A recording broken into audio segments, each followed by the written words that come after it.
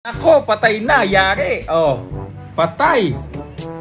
Boss Rendon Labador, nagsalita na. Hinggil dito sa usapin nito na sunod-sunod ng pagdedeklara ng persona non grata dito kay Pura Luca Vega. Paano ba yan? Nagdesisyon na ang nag-iisang Rendon Labador that he wants you out from the Philippines. Oh, naku, paano na yan? Anong bansa ka kaya pupunta?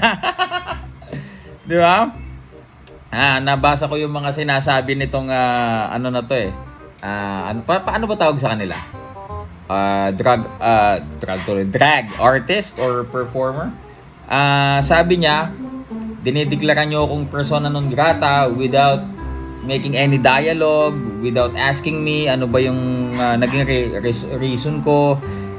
Kahit pa anong dahilan mo dyan, prerogative yan ng mga syudad. If they felt offended sa nagawa mo, of course, Philippines is the only Christian nation here in Asia, mga kaibigan. At yung ginawa mo, sabi mo nga, expression of art, pero you have to consider kung sa expression mo ba na yon, may mga masasagasaan kang tao, masasagasaan kang paniniwala, pananampalataya. Of course, meron po tayong batas na nagpoprotekta sa mga religious beliefs, no? Dapat po alam niyo ho 'yan. Wag po natin gawing excuse lagi yung arts, no? O sasabihin nila, art 'yan . So kung art pala 'yan, po pwede na, no? Meron din pong batas, alamin mo 'yan, na nagpoprotekta sa relihiyon, paggalang, pagrespeto sa mga relihiyon, hindi lang sa Kristyanismo kundi lahat actually ng paniniwala.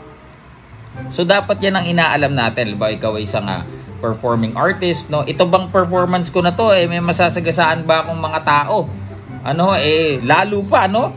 Karamihan dito sa Pilipinas, iba't iba man ang sekta, kahit protestante, katoliko, Kristiyano yan, di ba? So malaking problema yan, dito kay Pura Luca Vega. Ayan. Pero mas malaki problema mo dahil pinagsalita mo na. Imagine, nagawa mong pagsalitain sa issue mo. Kasi hindi yan nagsasalita si Boss Rendon nang hindi karapat-dapat na i-tackle, no? Ibig sabihin, napansin ka niya.